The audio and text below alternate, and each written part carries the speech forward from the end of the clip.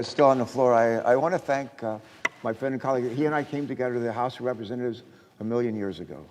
We were part of the class of 1982, a huge class, over 80 Democrats and Republicans. It's been a joy to serve with him, and I especially am proud of him and the words that he has just said here today. Healing words, uniting words, and we're grateful for his leadership. Mr. President and colleagues, the Senate is now considering the substitute amendment to H.R. 3684, the INVEST Act. And I rise today to urge our colleagues to join Senator Capito, who's sitting to my right, and me in debating the legislation, offering improvements where needed to it, and then voting for its adoption. In February of this year, at my encouragement, President Biden invited Senator Capito, Senators Cardin, Inhofe, and me, all senior members of the Senate Committee on Environmental and Public Works, Environment and Public Works over to the White House right after he was inaugurated president to discuss the need to make bold investments in our nation's crumbling infrastructure. Sitting in the Oval Office that day, as I'm sure the ranking member of our committee remembers, we were joined in person by the Vice President of the United States, Kamala Harris, and we were joined virtually by Secretary of Transportation, Pete Buttigieg. I still want to call him Mayor Pete, but he's actually turned out to be a pretty darn good Secretary of Transportation as well. Because of the committee's our committee's longstanding tradition of bipartisan work on infrastructure, my colleagues and I already knew as we headed into that White House meeting that our nation had fallen woefully short in maintaining and developing the critical infrastructure that supports us, our families, and our economy. But don't take my word for it. Don't take my word for it. The American Society of Civil Engineers 2021 report card for America's infrastructure gave our nation's infrastructure an overall grade of C-. In recent years, that rating has been as low as D+, D-. Still, a C- is nothing to brag about. Rather, it's a wake-up call to get our act together at a time, if you will, to move it on up. Move it on up. And that's what our new president called on us to do that day in order to help America move on up and move ahead. Without casting aspersions or affixing blame, he made it clear that America hadn't been getting the job done on this front for years, and that by working together, we could do something about it while creating millions of new jobs, a lot of them without college degrees at the same time. He asked us, leaders, on the Senate Committee on Environment and Public Works, he helped us to help jumpstart the effort to getting to work on crafting and reporting to the full Senate surface transportation legislation. And along with the legislation to repair and upgrade drinking water and water sanitation infrastructure as soon as we could. Working together with all 20 members of the Environment and Public Works Committee, 10 Democrats, 10 Republicans, that's exactly what we did in record time and with record levels, historic levels of investment. After soliciting input, I'm sure my colleague from West Virginia recalls, after soliciting input from all 50 states, we crafted and then unanimously reported our water infrastructure bill out of committee to the full Senate, unanimously. There it was debated, amended, and adopted by a vote of 89 to 2. 89 to 2. You don't hear that every day. On April 29, 2021. And with that behind us, we turned our attention to surface transportation legislation, roads, highways, bridges, climate, and unanimously reported our surface transportation bill to the full Senate by memorial day, the fastest the committee has ever acted, I'm told, on such legislation. I thank Senator Capito so many times she's probably getting sick of it, but I want to thank her again, and I want to thank every member of our committee with whom we're privileged to serve on the Environment and Public Works Committee, along with the members of our staff, some of whom are gathered here today, for their remarkable work on these important bipartisan bills. Speaking of staff, I'm going to look over my shoulder. I see some of our team right behind me, and look over the other shoulder, I see some of our Republican staff over on the other side. But I would especially want to pause and just thank our Environment and Public Works Staff Director, Mary Frances Repko, our Chief Counsel, Greg Dotson, as well as Rebecca Higgins, who leads our transportation team, Kenneth Martin, and Jordan Baugh as well.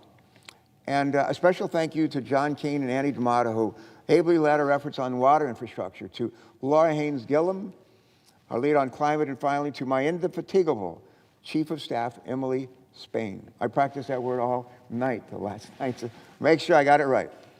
I also want to hasten to add that we couldn't get any of this done without Senator Capito and the strong bipartisan support we received from her, from the EPW Minority Staff Director. I see him sitting over there, Adam Tomlinson. Adam, thank you. And his hardworking team. I won't mention them all, but Murphy Barrett, also affectionately known as Murphy Brown, and Travis Cohn and Jess Kramer were. You know, you're expected chair of the Environment and Public Works Committee, or the ranking member, to be proud of their committee's work, and we certainly are. But we aren't the only ones who have worked hard to write the legislation that's before us today, not by a long shot. And I want to commend the bipartisan work of the Commerce Committee and Energy and Natural Resources Committee, along with the efforts of the Banking Committee. Especially want to thank the bipartisan group we affectionately refer to, Senator Durbin already has, we affectionately refer to them at least most of the time as the G22, led by Senators Rob Portman of Ohio and Kirsten Sinema of Arizona. I want to thank them and the other 20 senators, half Democrat, half Republican, for their Herculean efforts to make this compromise legislation a reality. Working not just with the folks here over in the House, but also at the White House as well, with the President, the President's team. There in the Navy, we have one of my favorite sayings in the Navy is Bravo Zula. And when somebody does extraordinary work, what we say is Bravo Zula. I would certainly say that on this occasion. Of course, we all recognize that infrastructure encompasses much more than water, roads, highways, and bridges. In truth, it touches on the jurisdictions of many of our committees. That's why the legislation we're considering today is extraordinary. It is a comprehensive infrastructure investment package that encompasses water, highways, roads, bridges, transit, rail, airport, ports, power systems, dams, broadband, cybersecurity, ecosystem restoration, and more, and more.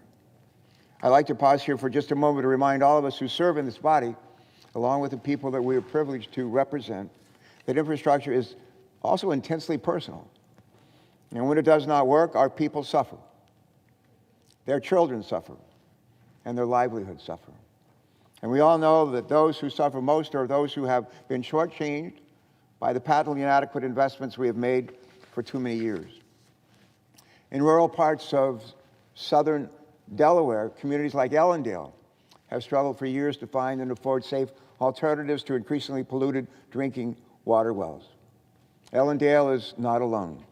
Across our country, hundreds, maybe thousands of communities struggle with access to clean water and wastewater treatment, including my native West Virginia, now represented by our colleagues Shelley Capito and Joe Manchin.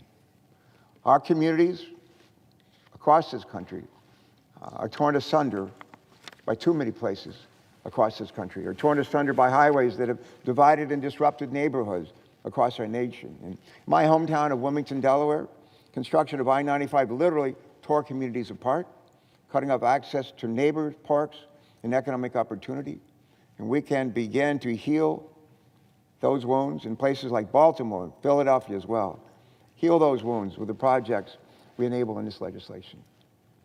The truth be known, Mr. President, almost all of our colleagues have stories like this to share. Communities beset by raging wildfires fueled by climate change. Thousands of acres of farmland lost to flooding. More than a third of the crops in Iowa destroyed by hurricane-force winds last year. Kids without access to the internet for want of broadband access. And families struggling to deal with legacy pollutants in the land and water where they live.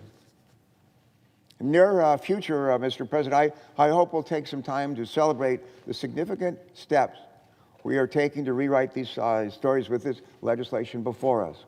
But I want to take a moment or two here today, if I may, to drill down on some of the most meaningful provisions reported unanimously out of our committee Environment and Public Works Committee this year. And let's start with the Drinking Water and Wastewater Infrastructure Act of 2021. It's clear that the programs we have now, despite our best efforts, aren't sufficient to meet the needs of many of our communities, particularly those who simply can't afford to participate in the revolving loan programs of their states in order to upgrade increasingly inadequate drinking water and wastewater facilities. As our ranking member knows, so if communities borrow money out of these revolving funds, water funds, one for drinking water and one for sanitation, water sanitation, if communities borrow money, take money out of there, they're expected to pay them back, pay that money back. And there are, as we know, so a lot of communities that are just too impoverished to ever do that. And we decided not just to bemoan that, but to actually do something about it. And that's what we've done with this legislation, to provide them with the opportunity to receive a grant to clean up their water, the drinking water, and to deal with their wastewater. Millions of Americans are going to be able to do that, to deal with these challenges, and we are going to help them. This bipartisan legislation works to address this crisis by authorizing more than $55 billion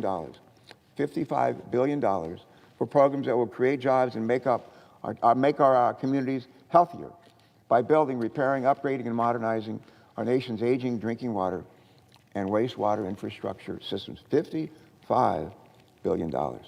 Here's how. First, the measure takes the historic step of reauthorizing the Clean Water State Revolving Loan Fund for the first time in 35 years. 35 years. And it does so while increasing funding levels for the first time since 1987. This legislation also reauthorizes the Drinking Water State Revolving Fund, program whose authorization expires at the end of this year. You'll recall that this is the fund that helps to ensure that clean water flows from our faucets when we turn on the spigots. To help resolve an historic injustice in water infrastructure investment, more than 40% of this bill's investments are targeted to help disadvantaged communities. The bill appropriates $15 billion in new funding to replace lead service lines, and particularly for our country's rural areas, including native Alaskan villages, tribal communities, and low-income neighborhoods. Our bill invests another $1 billion in programs to connect households in drinking water and wastewater systems and services. And this legislation does far more than just fix what's broken.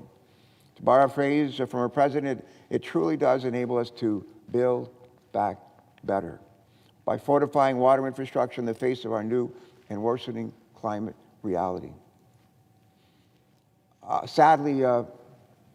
President, our future is one with more severe weather events like hurricanes, like floods, droughts, and bitterly cold weather. I wish it weren't true, but it is. It's a future with ever more people living on the front lines of sea level rise, like Louisiana, which on the average, if you can believe this, Louisiana loses a piece of land to the sea, roughly the size of a football field, every 100 minutes. Every 100 minutes. To that end, the bill before us provides a combined $500 million to make our water infrastructure system more resilient and more adaptable in the face of extreme weather events. And within that historic investment is a new $125 billion program, which will, for the first time, provide grants to communities seeking to fortify their wastewater systems against climate change's impact. This is not just a bill to spend and build, but legislation that will direct our agencies to build and spend more wisely. We know that investment in innovation, as envisioned in this bill before us, can have a profound impact on our economy, creating jobs and fostering growth for our entire community. We can, in short, seize the day in the face of so much adversity. Seize the day. Carpe diem. Or as we say in Delaware, Madam, Carper diem. It is fair to say there is also much we can and will do to invest in our nation's highways, roads, and bridges. Our Surface Transportation Reauthorization Act increases the baseline for funding our surface transportation programs by more than a third to $303 billion over the next 5 years, $303 billion. On top of that, the legislation will invest over $60 billion of new funds for roads, bridges, and multimodal programs over these 5 years. This investment will repair and rebuild our roads and bridges with a new focus on climate change mitigation, resilience, equity, and safety for all users, including cyclists and pedestrians. Every day, motorists cross bridges in poor conditions in too many parts of our country 170 million times. Every day. Every day. 170 million times a day. Some 40% of the bridges in our country are in need of repair replacement, including nearly 500 bridges in Massachusetts, 3,000 in Pennsylvania, and God knows more in our states as well. At the current pace of investment in bridges, it could take nearly 40 years to tackle the current backlog of bridges in poor condition. That's right, 40 years. That's why today we consider legislation to provide a $40 billion investment to address our dawning bridge repair backlog. Our legislation also includes, for the first time in a Senate reauthorization bill, climate title with provisions dedicated to curbing harmful greenhouse gas emissions, while ensuring the investments we make are more resilient to climate change, enhanced extreme weather events. Because like it or not, it's coming our way. As many of you know, the transportation sector is the largest source of carbon emissions in our nation, almost 30%, just from this one source, our cars, trucks, and vans. So if we want to save our planet, and we do, for our children and grandchildren, we have to tackle this major contributor to the climate crisis with a special zeal. The bill we marked up in our committee, Environment and Public Works Committee, this spring by, again, a 20-0 vote, put us on the right track, dedicating $18 billion toward reducing our carbon emissions and including $2.5 billion for building electric vehicle charging and hydrogen fueling stations on highways and in locations like schools, workplaces, parks, and public accessible areas for our communities. This bill also adds another $5 billion for EV charging and hydrogen fueling stations to help us transition to a zero-emission future.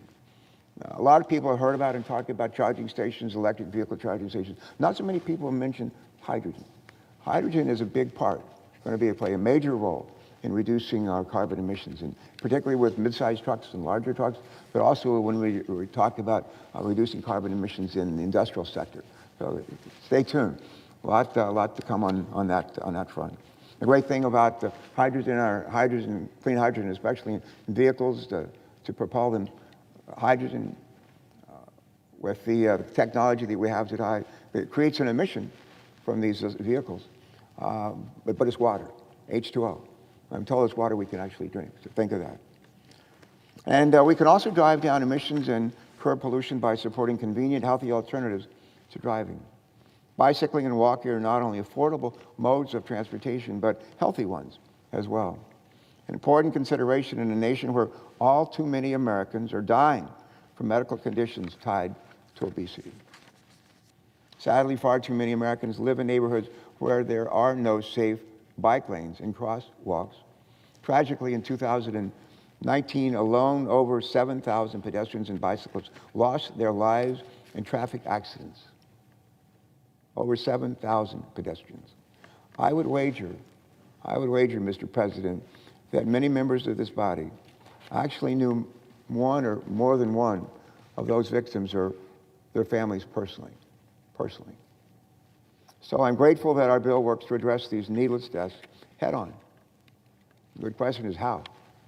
And by providing a 70% increase in funding for programs that develop safe, accessible pedestrians and bicycle pathways across our nation, and by authorizing almost $17 billion in funding for highway safety improvements.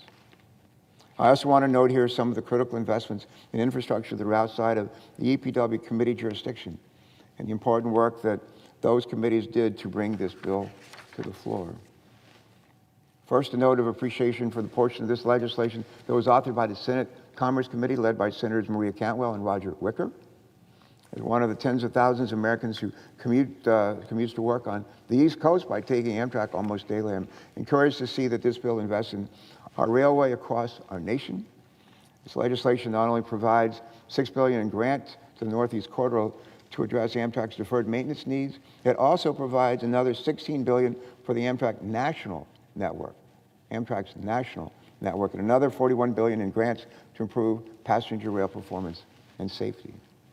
I also want to applaud the chairman of the Senate Banking Committee and others, both on and off the committee, who worked tirelessly to advance robust funding for public transit infrastructure in order to make it possible for millions of people to get to work and home again every day. Transit and rail are both critical components of our climate change response, providing low and low-emission travel choices. This bill, our bill, reauthorizes and grows our transit programs while also providing more than $5 billion in grants for state and local agencies to purchase electric and low-emission transit buses. And our colleagues on the Senate Energy and Natural Resources Committee, led by Senators Manchin and Barrasso, crafted legislation that will help support and clean up our nation's energy infrastructure.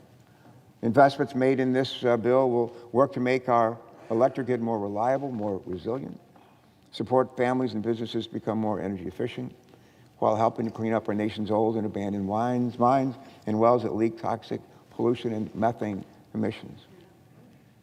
The bill before us this week also includes investments in battery recycling and zero-emitting technologies, including a program much like one passed out of our EPW committee last year that supports our existing nuclear power fleet, which collectively produces, get this, half of our nation's carbon-free electricity. And while there's much to celebrate in this product of our bipartisan efforts, more work still needs to be done. Collectively, we've incorporated badly needed climate provisions in service transportation, water, power, and a number of other infrastructure programs. But in truth, we have, in the words of Robert Frost, miles to go before we sleep. Miles to go before we sleep. And with the words of Robert Frost as a reminder, all of us who serve here together understand that every race won begins with a first step and ends with a final one. And with the enactment of this legislation, we'll be taking not one, but a number of important steps. In the days ahead, we'll move a good deal closer to the finish line in a race with a dangerously changing climate that we simply cannot afford to lose. That's why I'll be examining the budget resolution closely in the days ahead to ensure that we're devoting resources necessary to eliminate climate change and to put it on the run as we advance environmental justice. And I'd be remiss if I didn't add that we must not shy away in the days ahead from working hard to agree on how to honestly and thoughtfully pay for the investments that need to be made. In the words, my colleague from West Virginia, in the words of a former state treasurer of a small state on the East Coast who now serves in this body, things worth having are worth paying for. But the key mission of this day is that we've pushed through earnest disagreements, varying priorities, much headache and heartache to achieve a truly singular success in taking on a number of major infrastructure challenges facing our nation. We have elected to work together to address the obvious, to repair and upgrade much of our nation's infrastructure in order to better position America to succeed in an ever more competitive global economy and to survive in an ever more dangerous world due to climate crisis.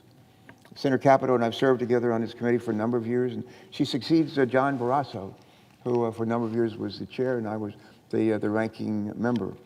I'll never forget, and you probably won't either, Senator, you probably won't, we won't forget the words of a fellow named Rob Wallace, who's actually also from Wyoming, friend of Senator Barrasso, and who was nominated to be, I think, the Assistant Secretary for the Interior, focused on, among other things, national parks, wildlife refuges, fish and wildlife. I'll never forget what he said in his confirmation hearings. He commented on the history of the tradition of our committee is one where we actually work together, sort of like each other. Even though we don't always agree on the issues, we work to get things done. And he said these words, he said, the bipartisan solutions are lasting solutions. That's what he said. Bipartisan solutions are lasting solutions. I thought at the time, boy, he really nailed it. And I hope with this legislation, we will nail it too, because a lot of Americans are counting us to do just that. With that, I'm happy to yield the floor again to, I'm tempted to call her our wing woman. She calls me her wing man. But my colleague and friend, the ranking member of this committee, who's, and her staff, who's been just great to work with. Thank you. Mr. President. The Senator